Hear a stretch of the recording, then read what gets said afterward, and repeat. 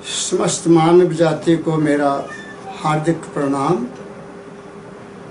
आज मैं आपके श्री चरणों में एक विशेष टॉपिक लेकर आया हूँ। कुछ सज्जनों ने मुझे वीडियो भेजे कुछ महापुरुषों के, जिसमें उनके शिष्यों ने उनसे सवाल किया है कि अनहद नाद क्या है और कहाँ से सुना जाता है। मैंने वो वीडियो देखे और मुझे बहुत हृदय से दुख हुआ कि ये कौन सा जवाब दिया गया है। केवल पढ़ लिया, किताबों से पढ़ लिया और बैठ गए, कुछ लोगों को पीछे लगा लिया। इससे दुनिया का बेड़ा पार नहीं होगा। हमने कॉलेज में एडमिशन लेना है, किसी ने साइंस ग्रुप में जाना है, किसी ने आर्ट्स ग्रुप में जाना है, किसी ने कॉमर्स ग्रुप में जाना है, किसी ने मेडिकल ग्रुप में जाना है, तो सबके लिए अलग अलग क्वालिफिकेशन रखी गई है। कितने परसेंट मार्क्स होने चाहिए, मेडिकल के लिए कितने होने चाहिए, कॉमर्स के लिए कितने होने चाहिए, बीसीए के कितने होने चाहिए। सबके लिए अलग अलग क्वालिफिकेशन का स्टैंडर्ड रखा गया एडमिशन के लिए। ऐसे ही संत मत में भी कुछ एक नियम है, कुछ एक सिद्धांत हैं, कुछ एक रूल्स हैं, कुछ एक महापुरुषों के आदेश हैं। जब तक हम उनको नहीं अपनाएंगे जिंदगी में, कोई ये कहेगा कि वो नाद इधर से सुना जा रहा है, कोई कहेगा नाद इधर से सुना जा रहा है, कोई कहता है धुन्नी से आवाज उठती है। ये सब पूर्ण रूप से झूठ है, झूठ है, झूठ है और धोखा है। इसलिए मैं उन सभी महापुरुषों से भी प्रार्थना करता हूँ कि पहले कृपया आप अपने अंदर जाइए और देखिए कहाँ है वो अनाथनाथ। और मैं उन भोले भाले शिष्यों से भी प्रार्थना करता हूँ कि आप पहले अपनी जिंदगी को खुशहाल बनाओ। नाद सुनने से तुम्हें रोटी नहीं मिलेगी, नाद सुनने से तुम्हें कपड़े नहीं मिल जाएंगे, नाद सुनने से मन की शांति भी शायद नहीं तुम्हें मिलेगी। तुम्हें पता नहीं नाद है क्या। आज मैं आपके श्री चरणों में कुछ एक बातें कहने जा रहा हूं, और सबसे पहले वो कंडीशन क्या है उसको सुनने के लिए जो तुम्हारे अंदर है। मैंने लास्ट टाइम आपको एक शब्द सुनाया था स्वामी जी महाराज का, पिया को खोज ली निज घट में। वो पिया क्या है? मालिक। औरत का पिया पति होता है। हमारे शरीर का भी पिया है। हमारे शरीर में इस शरीर को, हमने इस शरीर को तीन बातों में मान लिया। शरीर है, मन है, आत्मा है। बस यू आर 1 in 3। तीन को आपने मान लिया कि सबसे पहले तो दुनिया मन के अधीन खेल रही है, शरीर को ही सब कुछ मान रही है, जब मन के ख्यालों को ही सब कुछ मान रही है। आत्मा तक तो किसी की रसाई है ही नहीं। इसको बोलते हैं सत्य चित्त आनंद। सत शरीर है, चित्त मन है, आनंद आत्मा है। इन तीनों का मालिक, इन तीनों की हस्ती, जिनके सहारे ये तीनों का तीन चल रहे हैं, या जिनके सहारे ये हैं, वो चौथी चीज है, वो है सुरत हमारी। शायद आपको इसका ज्ञान नहीं है, क्योंकि आपने कभी इस शरीर, मन और आत्मा से आकर उसका अनुभव ही नहीं किया कि वो क्या है। अगर वो नहीं है तो तुम्हारी आत्मा केवल तुम्हारे शरीर को गर्म रख सकती है। तुम्हारी आत्मा तुम्हारे शरीर की हरकत को चालू रख सकती है। तुम्हारा हृदय धक धक धक धक करता रहेगा, नब्ज चलती रहेगी, शरीर गर्म रहेगा। बस इतना काम है। इसका ड्राइवर वहाँ नहीं है। आपने सुना होगा, कई लोग कह देते हैं वो आदमी कोमा में चला गया। मतलब वो जो हस्ती है, वो हस्ती वहाँ शरीर से विड्रॉ होकर यहाँ चलेगी, वहाँ से वापस नहीं आ रही है। और शरीर से पड़ा हुआ है, घर में महीनों लग जाते हैं लोग उसकी देखभाल कर रहे हैं, उसको उतारेगा कौन वहाँ से? लेकिन वो किसी सदमे के कारण, किसी और घटना के कारण वहाँ चलेगी, वहाँ से नहीं आएगी। संत उसको घटना के बगैर वहाँ पहुँचाते हैं, संत उसको वैराग्य के बगैर वहाँ पहुँचाते हैं, संत उसको गुरु की आज्ञा का पालन करते हुए वहाँ पहुँचते हैं, फिर उसका अनुभव दुनिया को बताते हैं जो सुनने के लिए कोई तैयार नहीं है। कबीर साहब ने क्या लिखा है, मैं आज तुम्हें वो सुना देता हूँ। कर नैनो दीदार महल में प्यारा है, कर नैनो दीदार वह अंड मजारा है, कर नैनो दीदार वह अंड से पारा है। 3 चीजें कही उन्होंने। ये महल है, अंड हमारा ये पिंड है, अंड हमारा मन है, और वो मन से भी परे है, वो तीनों से परे है। 3, इसीलिए स्वामी जी ने लिखा, मैं किसी विशेष धर्म का पैरोकार अब नहीं रहा, मैं सबका पैरोकार हूँ, मैं सच्चाई का पैरोकार हूँ, मैं उस असलियत का पैरोकार हूँ, मैं उस हकीकत का पैरोकार हूँ जिसको प्राप्त करने के बाद सब भ्रम मेरे दूर हो गए, मेरे सदगुरु बाबा फकीर की कृपा से। वो महल में प्यारा कैसे मिलेगा? वो अनहद नाद तुम कैसे सुन पाओगे? उसको तो सुनने के लिए ये कान काम नहीं करेंगे, उसको देखने के लिए ये आंखें भी काम नहीं करेंगी। मैं आगे बताऊंगा वो कैसे देखे जाएंगे। आप देखो या ना देखो, तुम्हारी अपनी मर्जी है। मैं तो डुगडुगी बजाता हूँ संतों की, जागो रे भाई जागो, तुम्हें लूटा जा रहा है, तुम लूट रहे हो, अज्ञान से लूट रहे हो। है सब कुछ तुम्हारे पास, क्या नहीं तुम्हारे पास? सब संतों ने कहा घट में है सूझत नहीं, नानक गुरु नानक साहब ने कहा घट में है सूझत नहीं, लानत ऐसी जिंद, नानक इस संसार को हुआ मोतिया पिंड। दाता दयाल जी महाराज ने बहुत बहुत कुछ लिखा है, इस दिन सुनाऊंगा आपको, लेकिन आज जो मैं कहने जा रहा हूँ पहले उसको समझने की कोशिश करो। वो क्या कहते हैं? कर नैनो दीदार महल में प्यारा है, इसके अंदर है वो। पर उसको पाने के लिए क्या चाहिए? तुम्हें क्या करना है? तुम्हें पैसा भेंट नहीं करना, तुम्हें कपड़े भी भेंट करने की जरूरत नहीं है, तुम्हें फूल देने की, वो तो तुम्हारा एक सत्कार है महापुरुष का, वो तो महापुरुष के प्रति तुम्हारी श्रद्धा है, वो तो सतपुरुष के प्रति तुम्हारा नतमस्तक होने का एक हमारी परंपरा है, हमारी सभ्यता है, वो करना चाहिए। लेकिन उसके साथ साथ ये जरूरी है जो अब कबीर साहब आदि संत कह रहे हैं, कर नैनो दीदार महल में प्यारा है। कैसे मिलेगा? काम क्रोध मद लोभ विसारो, काम क्रोध मद लोभ विसारो। अब इन 4 बातों को पहले समझने की करो। काम क्या? कामना, एक शारीरिक कामना है, एक मन की कामना है, एक आत्मिक कामना है, एक उसको मिलने की कामना जो सबसे ऊंची है। शरीर की कामना सबसे निखिद्ध है, जिसमें से हमारी शक्ति खत्म होती है। मन की कामना हमारी चंचलता है, हमारी वासनाएं हैं, वो हमें तरह तरह की चीज़ों के पीछे दौड़ाती रहती है।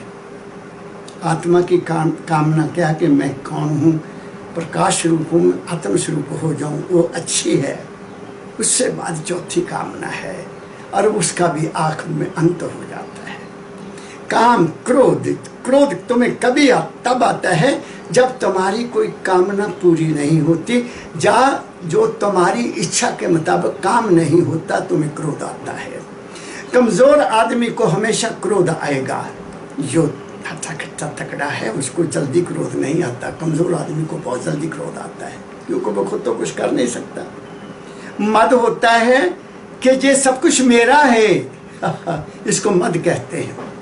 जो है नहीं उसको उसने मान लिया, ये घर मेरा है, ये गाड़ियाँ जे दौलत मेरी, जे बच्चे मेरे, जे देश में, ये सारा मद है।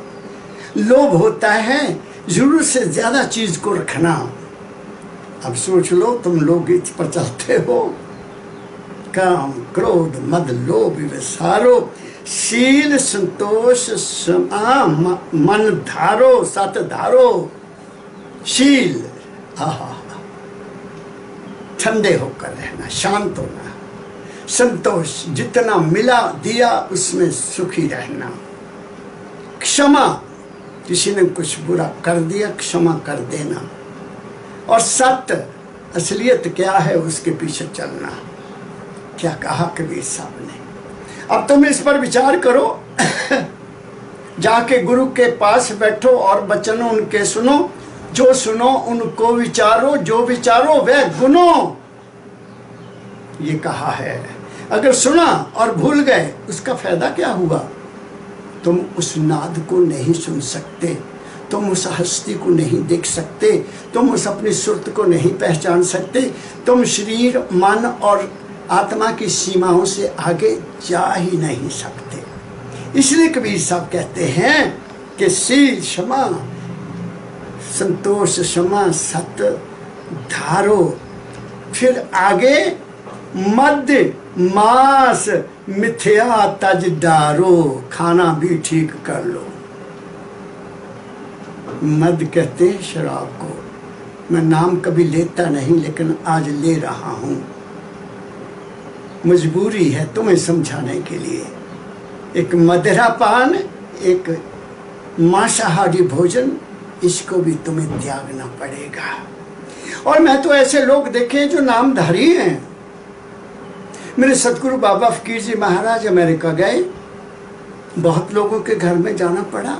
आकर बड़ा दुखी होकर बताया कि मैं गया वहां देखा वर्मास क्या शर्मास क्या सबके फ्रिजों में बीफ भरा हुआ। बीफ खाते हैं लोग, गाय का मीट खाते हैं लोग, और वहां नामधारी भी खाते हैं।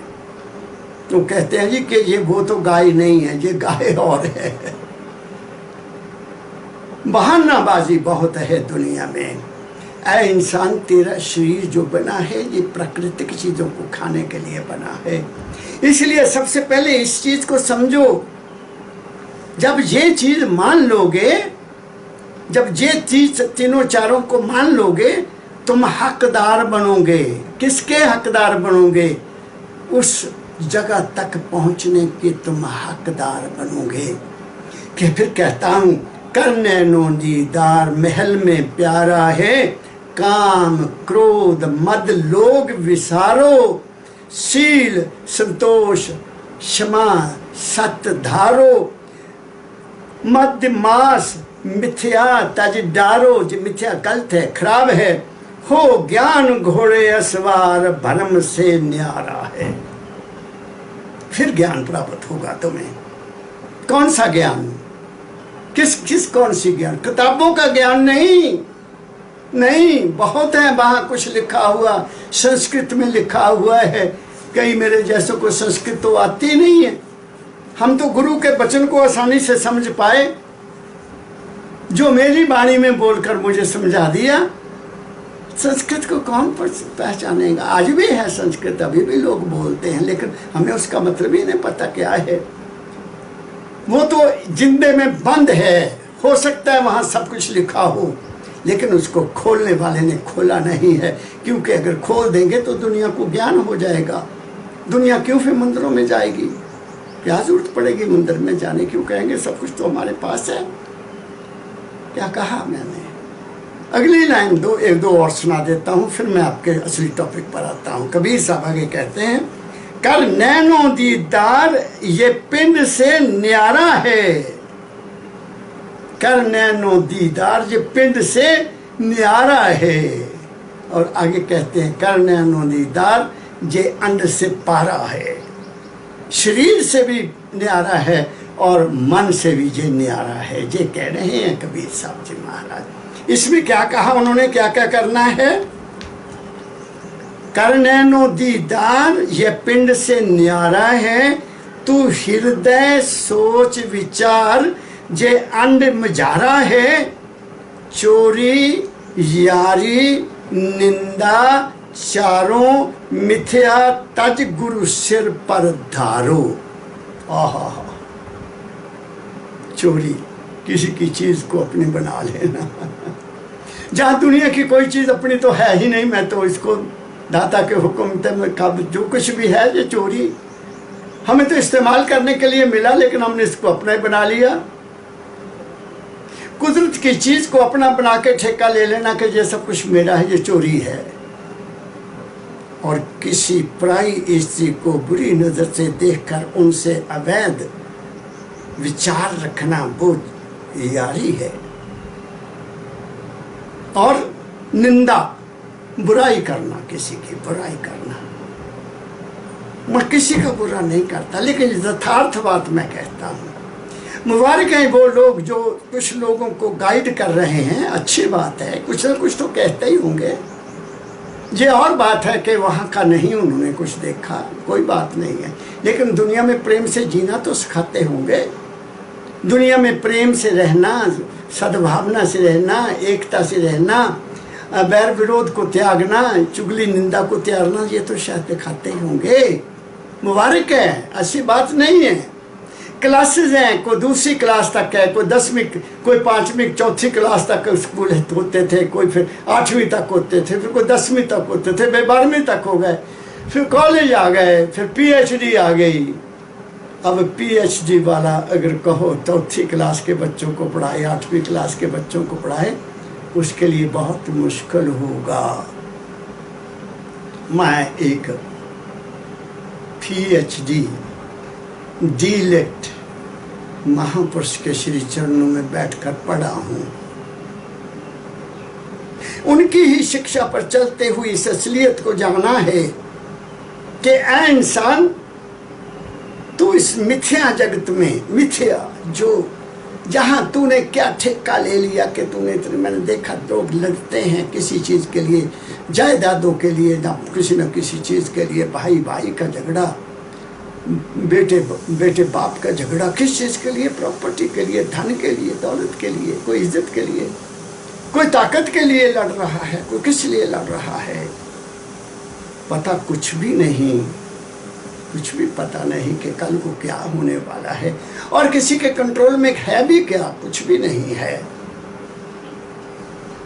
करे करावे आपे आप, मानस दे के कुछ नहीं हाथ। इसलिए ये कह दिया, कबीर साहब ने कह दिया कि अगर आपने उसके दर्शन करने हैं तो पहले वो बातें मान लो, फिर ये मान लो कि हृदय में पहले सोच विचार करो। किस बात का? इन चीजों का। क्या तुमने, आर यू क्वालिफाइड? क्या आपके पास गुण हैं? क्या आपने नियमों को अपनाया है? अगर अपनाया है तो फिर तुम्हारे लिए कोई खास मुश्किल नहीं है, फिर कोई खास मुश्किल नहीं है। तुम्हें बहुत आसानी से उस सतगुरु की कृपा हो जाएगी, तुम इस रास्ते पर आ जाओगे। एक बात तो मैंने ये कही, अब जो लोग इतना त्याग कर सकते हैं, ये गुरु का ज्ञान है, मेरा नहीं, ये गुरु का ज्ञान है, ये उस परम तत्व का, सतपुरुष का ज्ञान है, जो आदिकाल से संतों के मुखारबिंद से हम लोगों को मिल रहा है, महापुरुषों के मुखारबिंद से हम तक पहुंच रहा है। इस पर विचार करना है, इस पर विचार करके सोचो अपने आप को, आर यू फिट? इसलिए स्वामी जी महाराज ने पहले कह दिया, लिख दिया, विषयों से जो होए उदासा। ये विषय है, ये आंखों के विषय हैं, कानों के विषय हैं, रसना के विषय हैं, शरीर के विषय हैं, और क्या हैं? विषयों से जो होए उदासा, परमार्थ की जा मन आशा, धन संतान प्रीत नहीं जाके, खोजत फिरे साधु गुर जाके। फिर बात बनेगी, फिर बात बनेगी। जब ये हो जाएगा फिर क्या होगा? फिर सत्संग में जाएगा वो। सत्संग में जाकर क्या करेगा वो? सत्संग में जाकर, लिखा स्वामी जी महाराज ने, दर्शन करे, वचन पुन सुने, सुन सुन कर नित मन में गुने, गुन गुन कड लेत तिस सारा, कड सार तिस करे आहारा, कर आहार पुष्ट हुआ भाई, जग भव भय सब गए गवाए। और देख लो क्या कहा मैंने आपकी सेवा में। पहले वो कंडीशंस पूरी हो गई, फिर सतगुरु का दरबार मिल गया, उनके चरणों में बैठकर दर्शन किए, उनके वचन सुने, उनको विचारा, अपने घर में बैठकर मनन किया, चिंतन किया, साधन किया, शरीर से मन से ऊपर जाने का, आत्मा से ऊपर जाने का साधन किया। और महापुरुषों ने कहा भाई 5 नाम का सिमरन करो। अब मैं आपको उधर ले जा रहा हूँ। 5 नाम का सिमरन संत मत में, गुरु मत में बताया गया है। इसका वर्णन गायत्री मंत्र में भी है, इसका वर्णन इस्लाम धर्म में भी है, इसका वर्णन श्री गुरु ग्रंथ साहब जी महाराज में भी है। इसमें कोई शक नहीं कि नाम अलग अलग हो गए, नाम अलग अलग हैं। किसी ने उनके नाम अलग रख दिए, किसी ने कोई नाम अलग रख दिए, लेकिन मंजिल हमारी एक ही है। अब हमारा जो शरीर है, इसमें 18 केंद्र हैं, 18। जिन 6 केंद्र हमारे मन के हैं, जिनको कई संतों ने कमल कहा है, कई संतों ने उनको किसी और नाम से पुकारा है। मूलाधार से चलकर जहां से तिल तक 6 केंद्र हैं, और यहाँ से लेकर जहाँ तक 6 हैं ओम, जैसे ओम भूर्भुवः स्वः महाजना तपा सत्यम,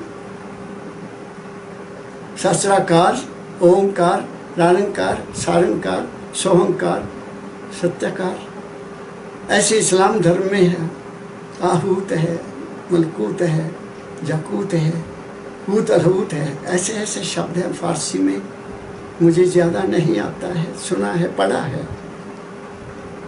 अब उन पर करने से होगा क्या? जहाँ नाम जपोगे तुम लोग, तो तुम्हारा देखो नाम, एक आपको और बात बताता हूँ। मेरे सतगुरु बाबा फकीर जी महाराज के पास एक जलंधर से चीफ मेडिकल ऑफिसर आया, CMO साहब आए। कहते बाबा जी मेरा मन बहुत अशांत रहता है, मन मेरा बहुत अशांत रहता है। महाराज ने उनको ये नहीं पूछा, कारण नहीं बताया कि ये कारण है, और फिर कहा कि अगर इसको मैंने राधा स्वामी नाम दिया, जो कोई और नाम दिया, ये पढ़ा लिखा, इसको तो विश्वास ही नहीं आएगा। तो महाराज ने कहा डॉक्टर साहब एक काम कर सकते हो कि जी बाबा जी। कहते 1 से लेकर 100 तक गिनना, आंखें बंद करके, और फिर 100 से उल्टा गिनना, एक तरफ नीचे तक, एक तक। 1 से 100 तक तो हमने जल्दी जल्दी गिन लेगा ना। जब 100 से वापस आएगा 100, 99, 98, 97, 96। अब तो हमारे बच्चे तो ये जानते भी नहीं, दे टॉक 100, 98, 97, 96, 95, 94, 93, 92, 91। जरा सोच कर बोलना पड़ेगा। तो उनको कहा आप डॉक्टर साहब सुबह नहाने के बाद बैठ जाया करो, इसे धीरे धीरे 100 तक गिना करो और धीरे धीरे उल्टा गिना करो, फिर मुझे बताना।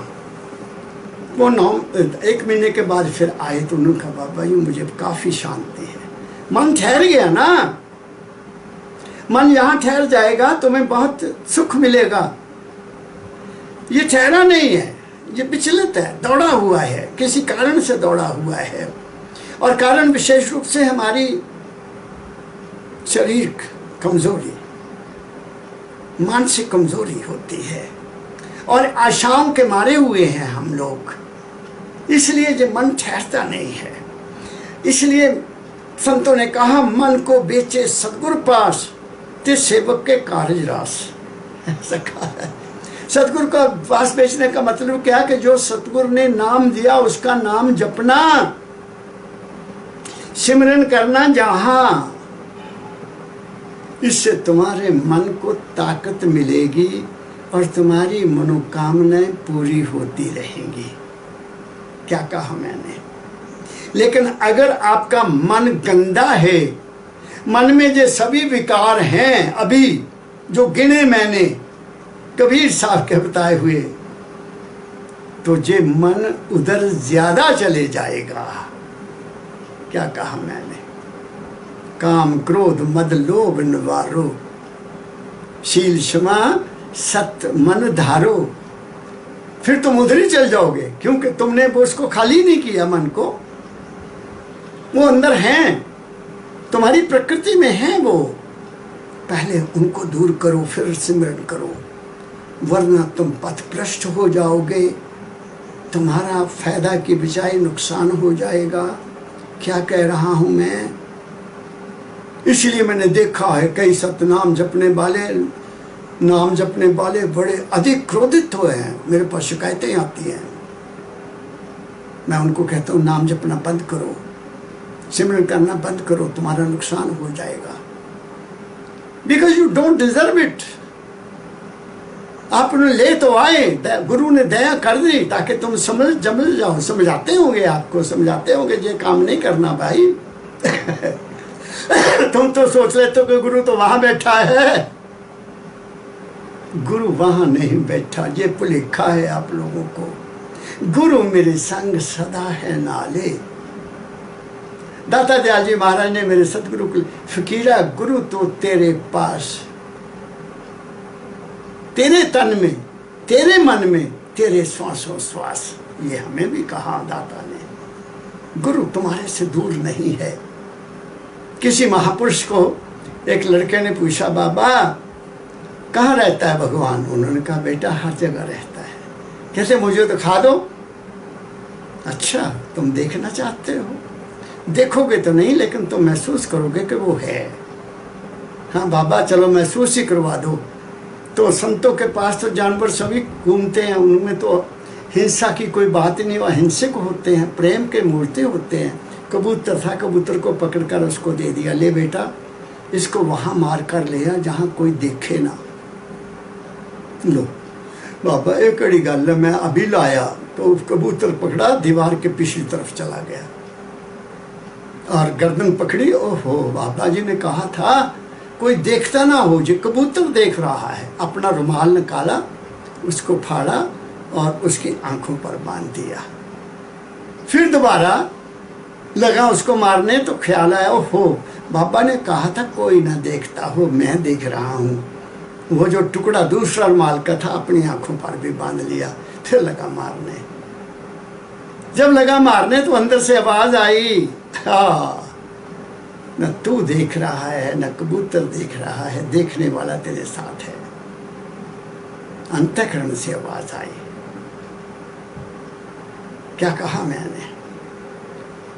चाहे ये रोचक बात है, लेकिन ये समझाने के लिए मैंने आपके श्री चरणों में पेश की है। तुम गुरु को दूर समझते हो अपने से, इसलिए मनमानी करते हो। गुरु हमेशा तुम्हारे साथ खाना खाता है, गुरु हमेशा तुम्हारे साथ पानी पीता है, गुरु हमेशा आपके संग है। कहाँ है वो? तुम्हारे घट में है। क्या कहा मैंने? मैं वहां ले चला हूं आपको। दूसरे नंबर पर हमारी त्रिकुटी आती है।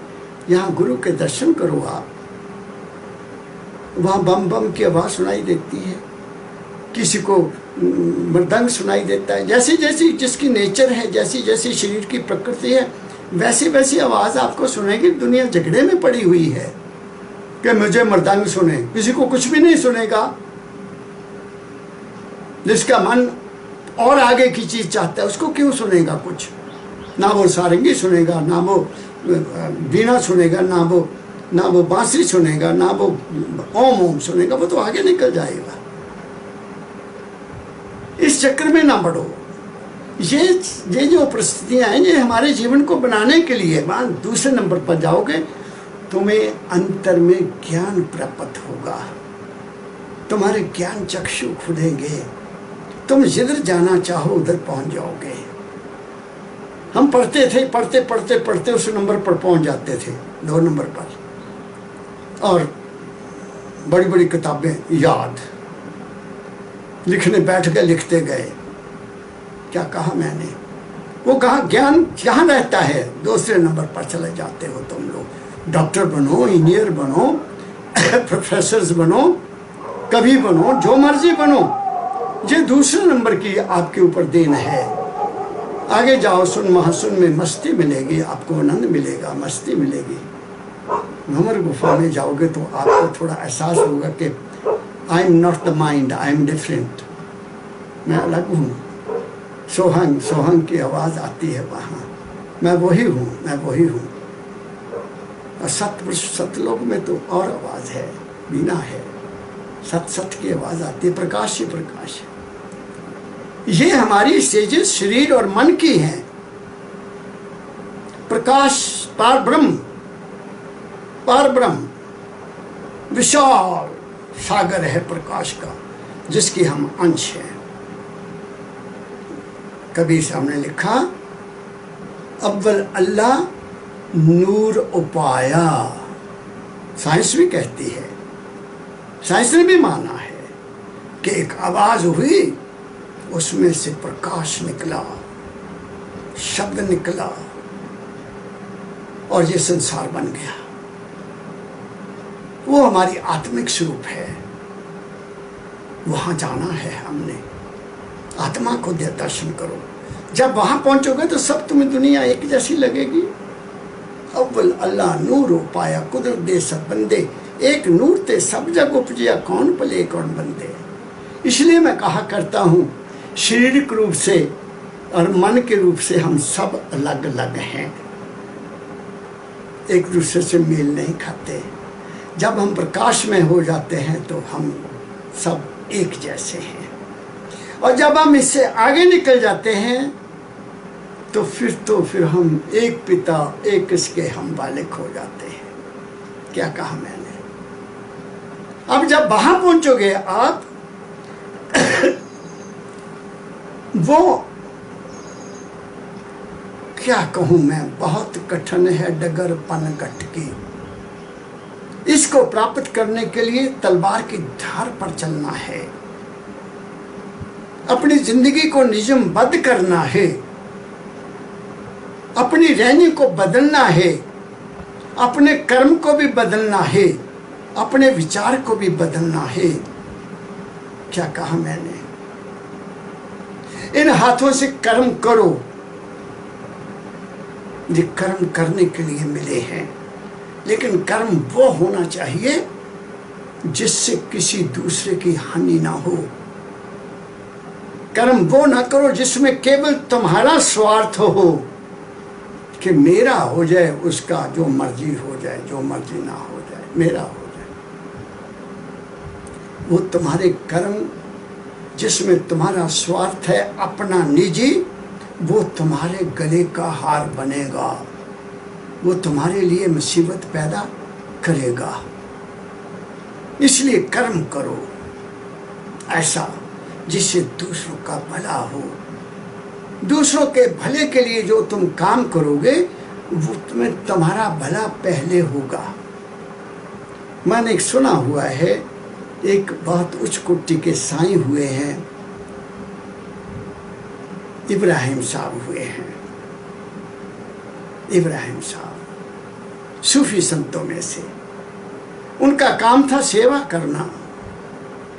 आजकल देखो, कोरोना जब से ये वायरस आया है, लॉकडाउन हो गया, गुरुद्वारे की संगत कैसे सेवा कर रही है।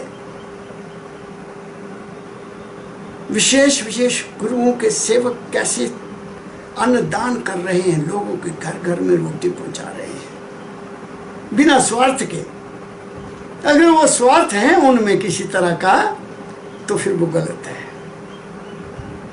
भूखे को रोटी देना स्वार्थ के बगैर होना चाहिए, प्यासे को पानी देना स्वार्थ के बगैर होना चाहिए, नंगे को कपड़ा देना स्वार्थ के बगैर होना चाहिए, गिरे को उठाना वो भी स्वार्थ के बगैर होना चाहिए, फिर बात बनेगी। गुरु की आज्ञा में रहते हुए जो काम किया जाता है वो निस्वार्थ होता है। मैं उन सभी सेवकों को सर झुकाता हूं,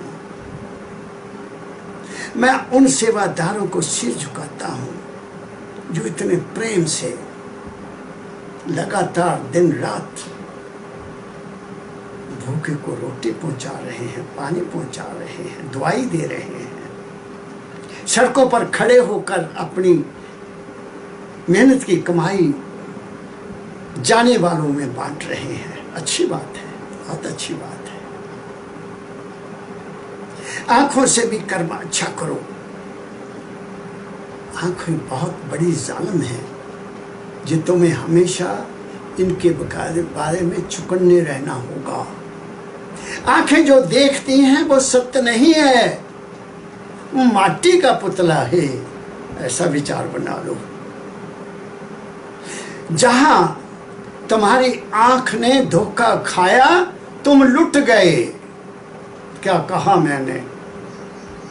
जहां तुम्हारी आंख ने धोखा खाया तुम लुट गए, और जहां तुम्हारे कान ने किसी मीठी बात का पीछा किया, उसको असलियत को नहीं समझा, तुम लुट गए। मैं तुम्हें लूट से बचाना चाहता हूं। ये गुरु मत है, ये संत मत है। और जहां तुम्हारे मन में विकार उठा, तुम्हारे शरीर का वजन चाहे 60 किलो है, चाहे 50 किलो है, चाहे 100 किलो है, ये तुम्हें उठा कर ले जाएगा। मन हिल जाता है तुम्हें, मन हिल जाता है तुम्हें उठाकर, तुम्हारे शरीर को उठाता है। चल भाई वहां चल, वहां तेरा इंतजार हो रहा है। क्या कहा मैंने? इसलिए संतों ने कहा, मन वचन और कर्म से शुद्ध रहो। मन वचन और कर्म से शुद्ध कब रहोगे? जब तुम ये कबीर साहब की जो शिक्षा, इसको अपनाओगे, इस पर चलोगे। इसको अपनाने से होगा क्या, ये भी बता देता हूं। इसको अपनाने से तुम्हारा जीवन बहुत ही सिंपल हो जाएगा, सादगी आ जाएगी, अंदर में बड़प्पन पैदा होगा, अंदर में शक्ति पैदा होगी। ये सभी चीजें हमें कमजोर करने वाली हैं और हमें अपने पिया से दूर करने वाली हैं। अगर पिया से प्रेम है तो आओ फिर जरा इन चीजों को छोड़ दो। क्या कहा मैंने? करो, थोड़ा त्याग करो। तुम तो, आप लोग तो महसूस, मैं आपको एक बात बताता हूं। मैं सफर कर रहा था कहीं, इलाहाबाद से मैंने धाम जाना था, महर्षि शिवव्रत लाल जी।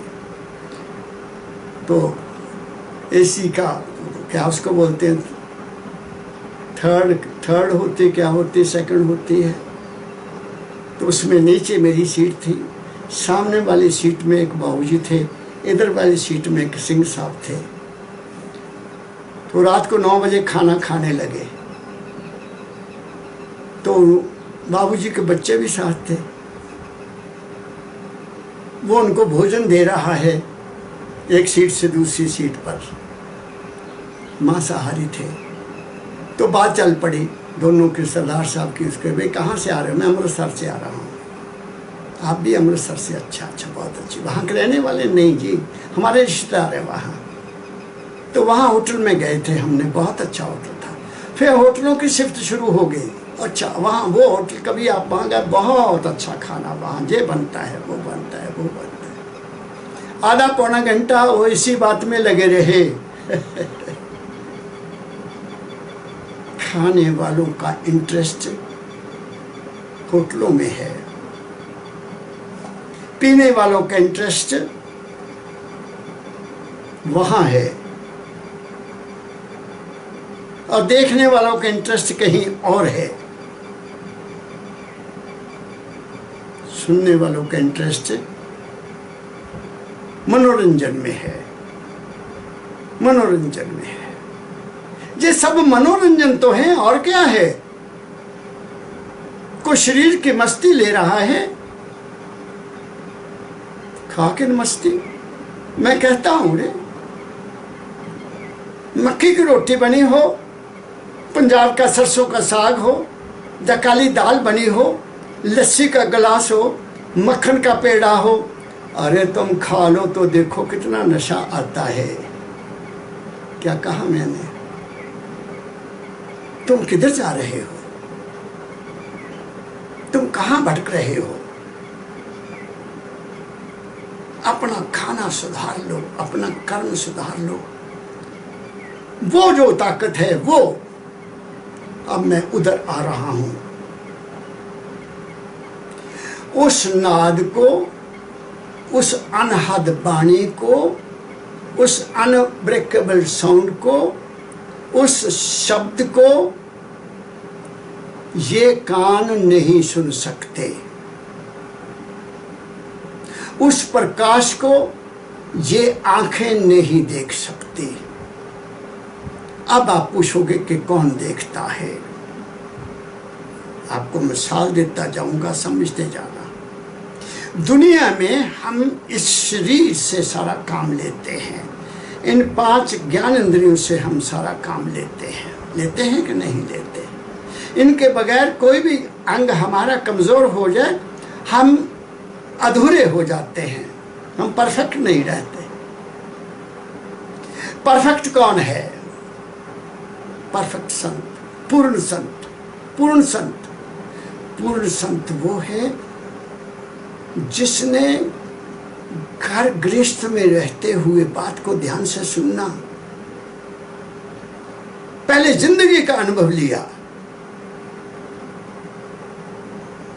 पुत्र के रूप में, फिर पति के रूप में, फिर पिता के रूप में। क्या कह रहा हूं मैं? जिसने जो पार्ट ही नहीं प्ले किए वो परफेक्ट कैसे हो सकता है? पुत्र के रूप में माता पिता की सेवा, पति के रूप में पत्नी की सुख सुविधा का देखना, पिता के रूप में बच्चों का पालन पोषण करना, भाई के रूप में भाई की सहायता करना, रिश्तेदार के रूप में रिश्तेदारों से प्रेम भावना रखना। क्या कहा मैंने? और साथ ही हजूर महाराज बाबा सावन सिंह जी के कहने के अनुसार गृहस्थ एक घोड़ा है जिसकी 2 रकाब है, उस पर तुम सवार हो जाओ, गृहस्थ भी चले, दीन भी चले और दुनिया भी चले, तब तो बहादुरी का काम है। क्या कहा मैंने?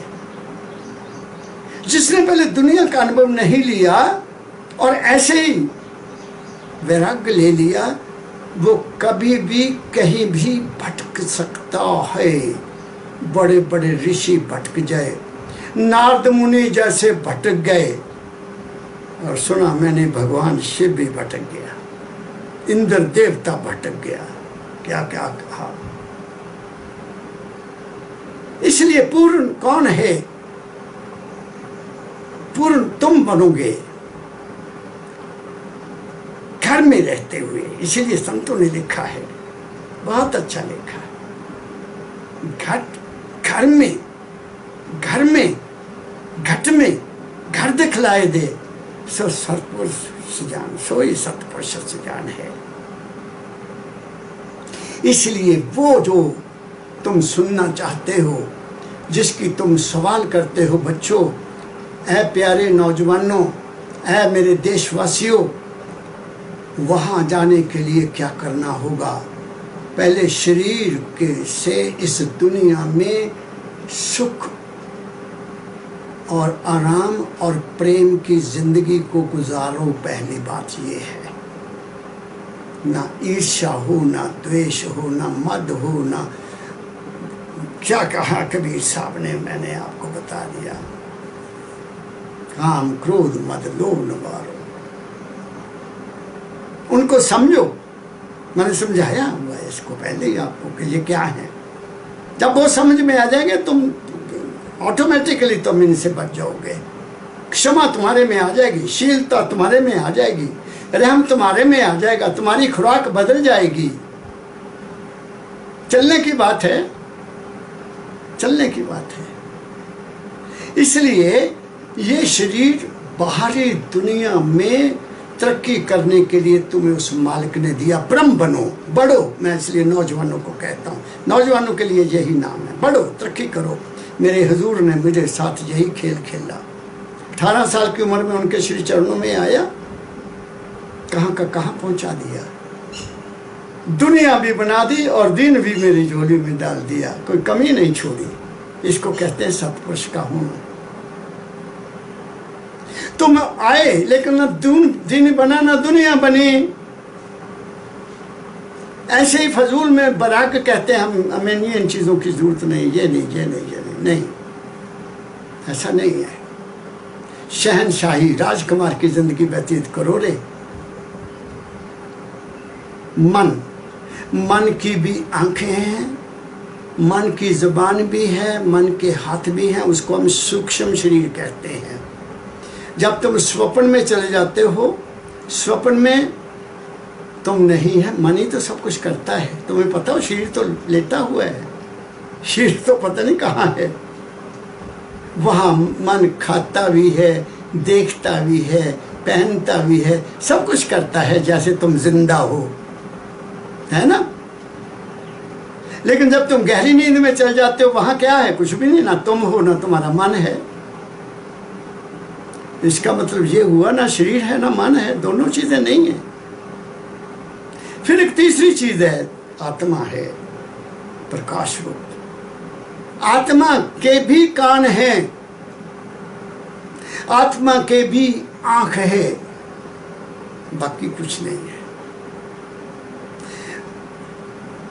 आत्मनिष्ठ इंसान जब अंदर जाता है वो प्रकाश को देखता है और वहां के सत्य की और बीना की आवाज को भी सुनता है। कौन सुनता है? ये कान नहीं सुन सकते उसको, ये कान बंद है। तीनों बंद लगाए कर सुन अनहद तनकोर, नानक सुन समाध में, नहीं साँझ नहीं बोर।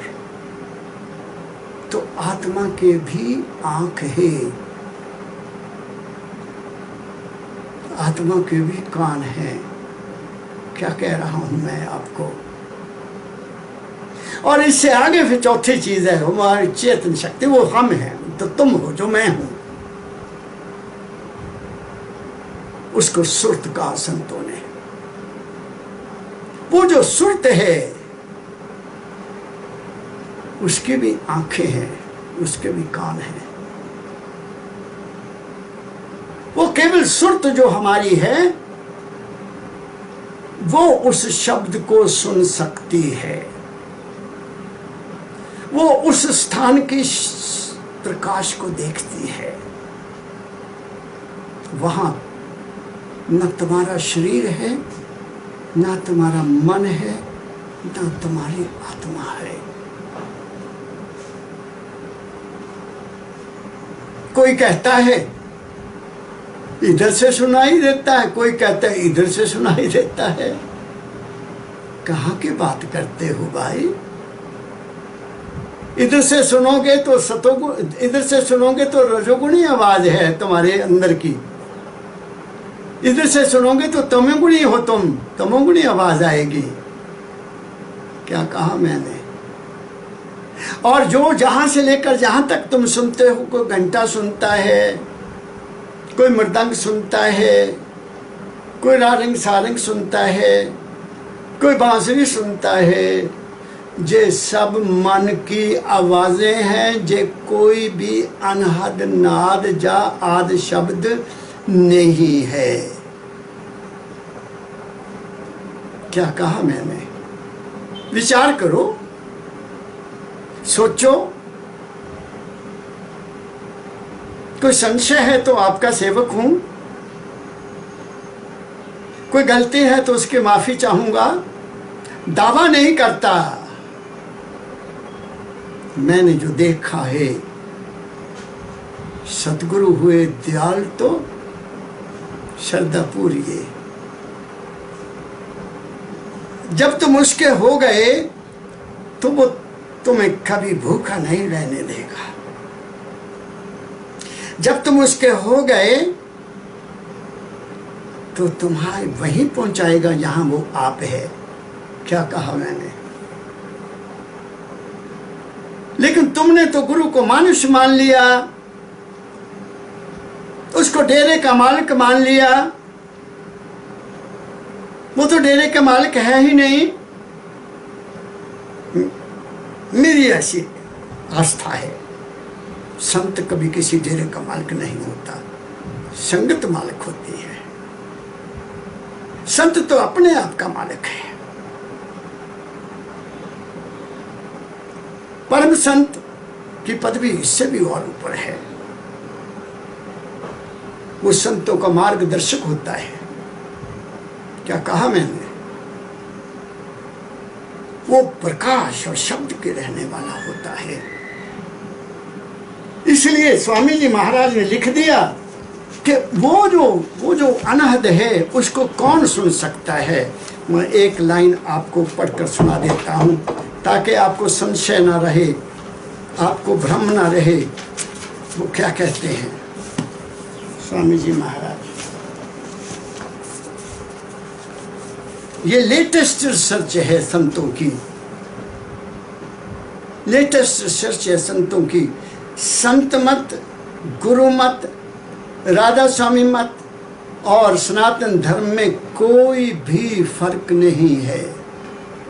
मैं दूसरे शब्दों में कहूंगा, राधा स्वामी मत सनातन धर्म की रिफाइंड एंड लेटेस्ट पोजीशन है। लेटेस्ट। उन्होंने चेतन की खोज करके हुए चेतन बताया और स्वामी जी ने यहाँ कुछ और कह दिया। वो सेम कहा जो उन्होंने भी वहां लिखा। तो वो कहते हैं, राधा स्वामी गाय कर जन्म सफल कर ले। राधा क्या है? जो लोग इस भ्रम में हैं कि राधा किसी स्त्री का नाम है और कृष्ण किसी आदमी का नाम है, वो गलती पर है। राधा आद सुरत का नाम, कृष्ण आद शब्द पहचान। राधा आद सुरत को जान, स्वामी आद शब्द पहचान। मैंने कंपेयर कर दिया दोनों को। अब उस शब्द की तो मूर्ति कोई बन नहीं सकती, हमने तो उसको मूर्ति में बिठाकर रख दिया। इसलिए कबीर साहब ने लिखा, अनघड़या देवा कौन करे तेरी सेवा। उसको घड़ा नहीं जा सकता, उसकी मूर्ति, उसका स्टैचू, उसका बुत नहीं बनाया जा सकता। बहुत ऊंची बात कह रहा हूं मैं, सोचो। कभी अनगढ़या देवा कौन करे तेरी सेवा। गढ़े देव को सब कोई पूजे और नित लावे मेवा। हर रोज जाकर उसकी पूजा करते हैं। गढ़िया जो बढ़ा के जुड़ाता। और बाबा जी महाराज ने तो जहां तक कह दिया कि मेरा सिर भी तो कढ़ाई हुआ है। स्वामी जी महाराज का सिर भी कढ़िया सीगा। दाता दयाल जी महाराज का सिर भी जो कढ़िया वो बिगड़िया, सिर तो रहेगा नहीं। तो अनकढ़िया क्या है?